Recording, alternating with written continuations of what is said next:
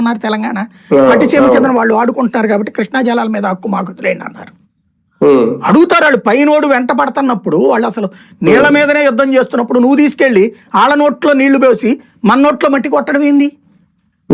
రాయలసీమ ఎత్తిపోతల పథకం అనేది 800 అడుగుల దగ్గరనే ఎత్తేస్తారన్నటువంటిది ఇప్పుడు ఒప్పుకున్నారు కదా. అంటే మరి అది ప్రయోజనమా రాష్ట్రానికి నష్టమా? జగన్మోహన్ రెడ్డి తన ఇంటికి పట్టుకుపోయాడా? పులివెందులకు పట్టుకుపోయాడా? తన ఇంటికి పట్టుకుపోయాడా?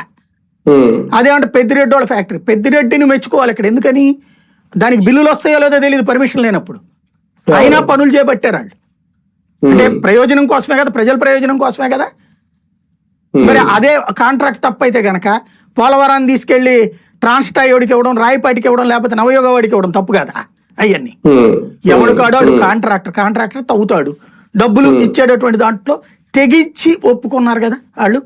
ఇప్పుడు వీళ్ళు చెప్పిందే కరెక్ట్ అయ్యి ఉంటే గనక దానివల్ల ఏ ప్రయోజనం ఉండదని నిమ్మల రామానాయుడు చెప్పేటప్పుడు అసలు ఆయన నీటిపారుదల శాఖ మంత్రిగా పనికొస్తాడా? ఇదివరకు కనుక 15 18 అని చెప్పి అదేమి చేత కాకపోతే ఈ రోజున అందరూ ఎక్కిరిస్తున్నారు కదా. రేపు ఇది 100 ఏళ్ళు ఎక్కిరిస్తారు రామానాయుడిని, ప్రాజెక్టు పనికిరాదు అన్నందుకు.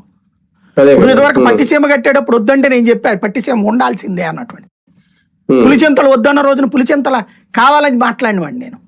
ఎందుకంటే కృష్ణా డెల్టాకి మనకేమైపోయిందంటే పైన ప్రాజెక్టులు మనకి ఇష్టం ఉన్నా లేకపోయినా కట్టిపడేస్తారు వాళ్ళు.